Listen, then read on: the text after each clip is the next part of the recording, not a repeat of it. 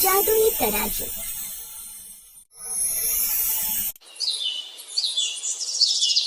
शांति अपने घर में दरवाजे की तरफ देख बेचैन होकर इधर उधर घूम रही थी। तभी उसकी छोटी बेटी, जो सिर्फ 8 साल की थी, वो अपनी माँ को इतना परेशान देख सवाल करती है। माँ, क्या हुआ? आप इस तरह इधर उधर परेशान होकर क्यों घूम रही है? और आपकी नजर काफी देर से दरवाजे पर है। आप इतनी परेशान क्यों हो माँ? पिंकी बेटा, तेरे पापा कहकर गए थे कि दोपहर तक वापस आ जाएंगे, लेकिन अब तक वो वापस नहीं आए। रात होने वाली है, मेरा जी बहुत घबरा रहा है। वैसे वो जमींदार के घर गए और जमींदार कितना निर्दयी है ये तो सभी को पता है। लेकिन माँ, आखिर पापा जमींदार के घर क्यों गए हैं? आपने तो कहा था कि पापा अब उनके घर काम नहीं करते, फिर वो उनके घर काम करने के लिए क्यों गए हैं? वो इसलिए मेरी बच्ची, क्योंकि पापा ने जो काम किया था उसके पैसे अब तक जमींदार ने नहीं दिए। और तुम तो जानती हो, घर में राशन खत्म हो रहा है। अरे जब तक जमींदार पैसे नहीं देगा तब तक हम अपने घर में राशन कैसे भरवाएंगे? दोनों माँ बेटी आपस में बात कर ही रही थी। इतने में दरवाजे पर रोहन नाम का एक लड़का आता है और हाँफते हुए वो शांति से कहता है, शांति भाभी वो भैया। क्या रोहन, क्या हुआ भैया को तुम्हारे? भाभी, वो भैया को जमींदार ने बहुत मारा और बीच रोड पर उन्हें मार कर फेंक दिया। उनकी हालत बहुत खराब है, आप जल्दी से चलिए। रोहन के मुंह से ये बात सुनते ही मानो शांति के पैरों तले जमीन खिसक जाती है और वो ना देखती है न ताब भागते हुए उस जगह पर पहुंचती है जहाँ उसका पति अधमरी हालत में था। उसे देखकर शांति फूट फूट कर रोने लगती है। तभी वो जमींदार आता है और अपनी लाठी जमीन में बजाते हुए कहता है, जो मुझसे पंगे लेगा उसका यही हाल होगा। अरे मैंने पहले कहा था कि मुझसे पंगे मत ले, लेकिन नहीं, तेरे पति को तो इस गांव के जमींदार से पंगे लेने का बड़ा शौक है। देख लिया इस गांव के जमींदार से पंगा लेने का क्या मतलब है।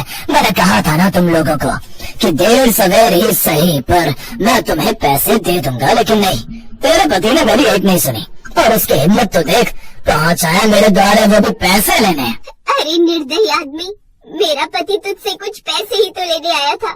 अगर तू हमें हमारे पैसे दे देता तो कौन सा तेरा पैसा कम हो जाता।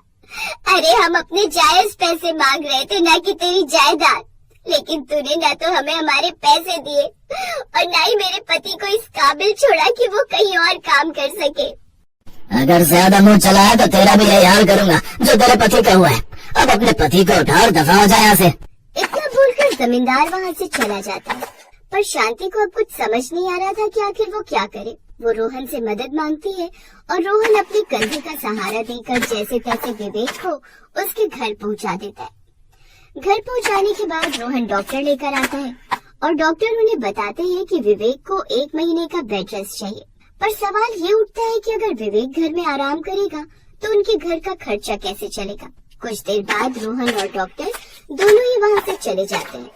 तभी वहाँ पिंकी आती है और अपनी माँ से कहती है, माँ, मुझे भूख लग रही है, अगर घर में कुछ खाने के लिए है तो दे दो, और अगर नहीं है तो भी कोई बात नहीं, मैं पानी पीकर रह जाऊंगी। पिंकी की बात सुनकर शांति का कलेजा फट जाता है, क्योंकि पिंकी भले ही 8 साल की थी, लेकिन वो बहुत समझदार थी। वो अपने माँ पिता की गरीबी बखूबी जानती थी।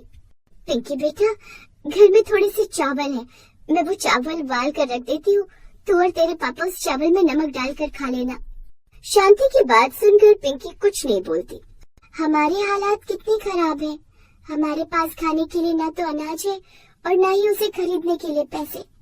हे भगवान, आप हमें इतने बुरे दिन क्यों दिखा रहे हैं? पिंकी ये सोचते हुए उस चावल को वहीं छोड़ देती है, जिसे देख शांति उससे सवाल करती है कि उसने ये चावल क्यों नहीं खाए, जिस पर पिंकी उसे बोलती है कि उसका मन नहीं है, वो बाहर जा रही है खेलने के लिए। पिंकी खेलने के बहाने घर से बाहर तो निकल जाती है, लेकिन वो अब भी सोचती है कि मेरे घर के हालात बहुत खराब, आखिर मैं अपने घर में अपनी माँ की कैसे मदद करूं? हाँ, ये अच्छा आइडिया है। अगर मैंने कबाड़ चुना और उसे बेच दिया तो उससे मिलने वाले पैसे से मैं घर के लिए कुछ खरीद कर ले जाऊंगी। मासूम पिंकी अब ये सोचकर कबाड़ा चुनने की सोचती है कि कबाड़ा बेचने से उसे जो पैसे मिलेंगे उससे वो घर के लिए राशन खरीद लेगी। जैसा वो सोचती है वैसा ही वो करती भी है। पिंकी अब कूड़ा बिनने लगती है। तभी उस कूड़े के ढेर में उसे एक चमकती चीज नजर आती है। उस कूड़े के ढेर में आखिर ऐसा क्या चमक रहा है? जिससे मेरी आंखें चौंधी आ रही हैं?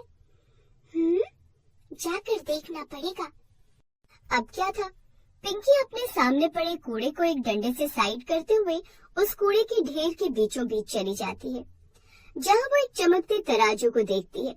उस तराजू को देख उसे हैरानी तो होती है, पर उसे कुछ समझ नहीं आता कि एक कबाड़ में पड़ी तराजू भला इतनी चमक कैसे रही है। अब जैसे ही वो तराजू को हाथ लगाती है, तभी तराजू में 2 आंखें निकल आती हैं, जिसे देख पिंकी डर कर पीछे हो जाती है। डरो मत पिंकी, मैं तुम्हें कोई नुकसान नहीं पहुंचाऊंगा, मेरे पास आओ। उस तराजू को बोलते देख पिंकी अब डरते हुए तराजू के पास जाती है, जहाँ तराजू उसे बताता है, पिंकी, मैं स्वर्ग लोक से आया एक देव हूँ। मुझे एक ऋषि ने श्राप दे दिया था, बिना जाने कि उनकी तपस्या मैंने नहीं बल्कि किसी और ने भंग करी है। पर जब उन्हें सत्य का आभास हुआ तो उन्होंने मुझे एक वरदान भी दिया कि अगर मुझे कोई साफ और नेक दिल का मनुष्य आकर छुएगा और साफ करेगा तो मेरा यह श्राप हमेशा हमेशा के लिए टूट जाएगा। पिंकी बेटा, तुम एक बहुत नेक दिल लड़की लगती हो, तभी तो सिर्फ तुमने मुझे देखा। अब जल्दी से इस तराजू को साफ कर दो ताकि मैं श्राप से मुक्त हो सकूं। तराजू की बात सुनकर अब पिंकी अपनी फ्रॉक से उस तराजू को साफ करने लगती है। तभी वो तराजू हवा में उड़ने लगता है और तेज रोशनी में चमकने लगता है। थोड़ी देर बाद उस तराजू से एक देव निकलकर प्रकट होते हैं और वो पिंकी को वरदान देते हुए कहते हैं, पिंकी, तुमने मुझे इस तराजू से मुक्त करवाया है, बताओ तुम्हें तुम्हारे वरदान में क्या चाहिए? ये वरदान क्या होता है? वैसे मुझे वरदान तो नहीं चाहिए, लेकिन हाँ, मेरे पापा को जमींदार ने बहुत मारा और पापा के पैसे भी नहीं दिए।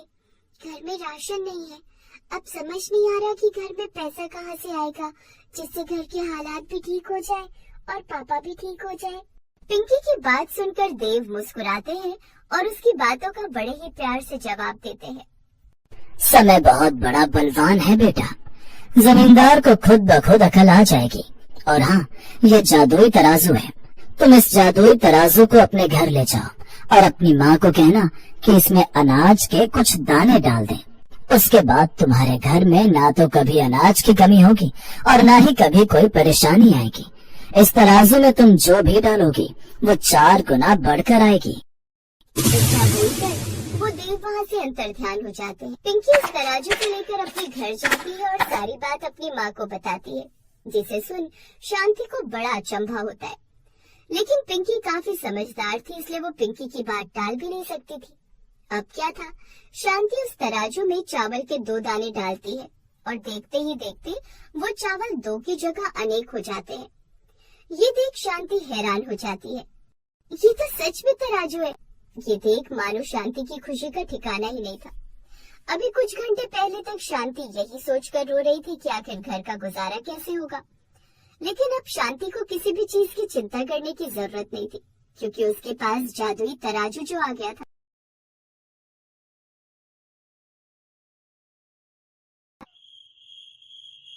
चुड़ैल चंद्रिका की अब उम्र हो चली थी, इसलिए वो चुड़ैलों की रानी को प्रसन्न करने के लिए बहुत तंत्र मंत्र कर रही थी। और फिर एक दिन चुड़ैलों की रानी प्रकट होती है। चंद्रिका, क्या हुआ? तुमने मुझे क्यों याद किया? रानी माँ, मेरी उम्र बढ़ रही है, मुझे अपनी उम्र को कम करना है। रानी माँ, कुछ कीजिए। इसका बस एक ही उपाय है, तुम्हें जादुई लहंगा पहनकर 7 बार विवाह करना होगा। जैसे ही तुम पहला विवाह करके अपने पति को मार दोगी, उसकी सारी उम्र तुम्हें मिल जाएगी और 7 बार मारकर तुम हमेशा के लिए अमर हो जाओगी। फिर तुम्हें कोई नहीं मार पाएगा।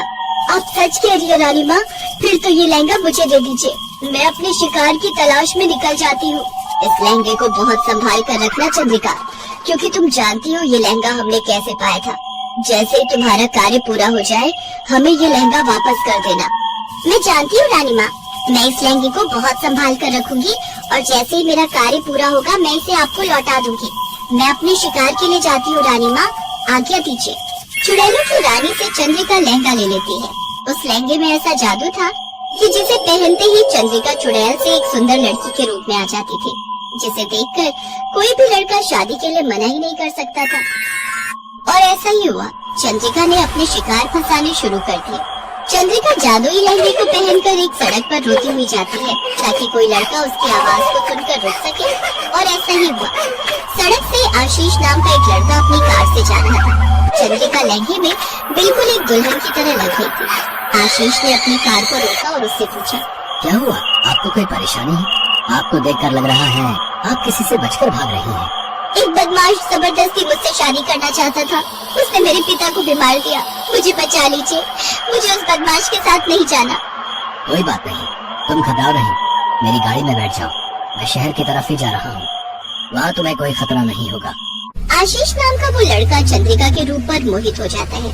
अब तक चंद्रिका उसे अपना नाम बता चुकी थी। वो उसे बार बार देखकर मुस्कुरा रही थी, मानो उसने आशीष को सम्मोहित कर दिया हो। चंद्रिका रोने का नाटक करती है। अब मैं कहाँ जाऊंगी? मेरा कोई नहीं है, मुझसे कौन शादी करेगा? अगर मेरी आज शादी नहीं हुई तो वो बदमाश मुझे उठाकर ले जाएगा। मुझे बहुत डर लग रहा है। डरो नहीं चंद्रिका, मैं तुमसे अभी शादी करूंगा। यहीं पास में एक मंदिर है, हम दोनों वहीं चलते हैं। नहीं नहीं, मंदिर में नहीं, कहीं वो मंदिर में भी ना पहुंच जाए। अगर तुम बुरा न मानो तो हम अभी इसी वक्त शादी कर सकते हैं। ये देखो, मेरे पास सिंदूर की डिब्बी है। चंद्रिका, तुम बहुत सुंदर हो, तुमसे तो कोई भी शादी कर सकता है। आशीष चंद्रिका की मांग में सिंदूर भर देता है। अब वो उसकी पत्नी बन चुकी थी, जैसा कि वो चाहती थी। कुछ घंटों बाद आशीष चंद्रिका को लेकर घर पहुंचता है। आशीष शहर में अकेला रहता था। उसके मम्मी पापा दूसरे शहर में रहते थे। आशीष अकेला था, इसलिए चंद्रिका को मौका मिल गया। जैसे ही आशीष उसके पास आता है, वो अपने असली रूप में आ जाती है। चंद्रिका को चुड़ैल के रूप में देखकर आशीष डर जाता है, पर तब तक बहुत देर हो चुकी थी। चंद्रिका आशीष की गर्दन में अपने पंजे घुसा देती है। आशीष मर जाता है और उसकी सारी उम्र चंद्रिका के अंदर आ जाती है और चंद्रिका जवान हो जाती है। अब मुझे दूसरे शिकार की तलाश करनी होगी। ऐसे ही मैं अपने सातों शिकार फंसाकर उन्हें मार दूंगी और शक्तिशाली चुड़ैल बनकर अमर हो जाऊंगी। चंद्रिका सोने के जादुई लहंगे को पहनकर अपने शिकार को मारती रही। धीरे धीरे उसने 5 शिकार मार दिए और अब वो अपने छठे शिकार की तलाश में थी। अब तक जितने भी लोग मारे गए हैं, उन्हें देखकर यही पता चलता है कि कोई न कोई नई नवेली दुल्हन इन्हें मारती है। पर लूटपाट के लिए तो यह हत्या नहीं की गई। फिर आखिर दुल्हन को क्या चाहिए? किसी ने दुल्हन का ओलिया देखा था? कोई उसके परिवार के लोगों के साथ में था? इंस्पेक्टर साहब, मेरे बेटे को वो रात के अंधेरे में सुनसान सड़क पर मिली थी। बहुत परेशान थी वो और उसे आज ही शादी करनी थी। बस इतना ही पता है, उसने एक सोने का लहंगा पहन रखा था। मुझे शक भी हुआ कि एक मजबूर लड़की सोने का लहंगा कैसे पहन सकती है, पर फिर मेरे बेटे ने इस ओर ध्यान ही नहीं दिया और सुबह जब मैं कमरे में गई तो देखा मेरे बेटे की लाश बिस्तर पर पड़ी है। उसकी गर्दन पर पंजों के निशान है। हो ना हो इंस्पेक्टर साहब, वो कोई औरत नहीं, कोई चुड़ैल है। सर, मुझे तो लगता है कि ये उसी दुल्हन का काम है जिसने पहले भी काफी जगह दूल्हों को शादी के बाद मारा है। तभी इंस्पेक्टर अर्जुन के मोबाइल पर एक फोन आता है। हेलो, कौन? चेतन, क्या हुआ? चेतन, तेरी आवाज इतनी दर्द भरी क्यों है? अर्जुन, मेरे दोस्त, मेरे साथ धोखा हुआ है। वो चुड़ैल सोने के लहंगे में, वो चुड़ैल उसने मेरे साथ धोखे से शादी की और मुझे मार चेतन हेलो, मैं सोने के लहंगे वाले चुड़ैल को जिंदा नहीं छोड़ूंगा। इंस्पेक्टर अर्जुन अपने दोस्त चेतन के घर पहुंचता है। चेतन की माँ का रो रो कर बुरा हाल था। तभी वहाँ पर एक बहुत ही बूढ़े तांत्रिक बाबा आते हैं। बेटा, इससे पहले कि चुड़ैल चंद्रिका अपना 7वां और आखिरी शिकार मार दे, उससे पहले ही तुम्हें उसे पकड़ना होगा। आप कौन है महाराज? बेटा, मैं चंद्रिका का पिता हूँ। चंद्रिका को शुरू से ही काली शक्तियों और मंत्रों के साथ खेलने की आदत थी। वो बचपन से ही गलत कार्य कर रही थी। कई बार मेरे टोकने पर भी उसने मेरी बात नहीं सुनी और एक दिन उसने एक निर्दोष बच्चे को मारना चाहा। मजबूरन मुझे अपनी शक्तियों से चंद्रिका को समाप्त करना पड़ा। चंद्रिका चुड़ैल बनकर चुड़ैलों की रानी माया के साथ हो गई और एक दिन जब मैं घर पर नहीं था तो पीछे से चंद्रिका चुड़ैलों की रानी माया के साथ घर आई। चंद्रिका की माँ ने उसे बहुत रोकने की कोशिश की, पर चंद्रिका एक बेटी नहीं थी, वो तो एक चुड़ैल बन गई थी।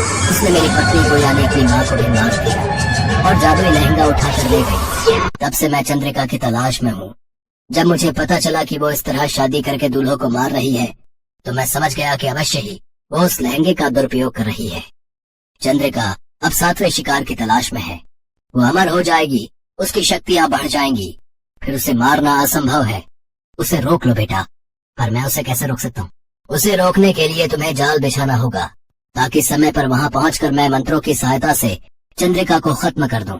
अर्जुन चंद्रिका की तलाश में उसी सड़क पर जाता है जहां उसका दोस्त चेतन मारा गया था।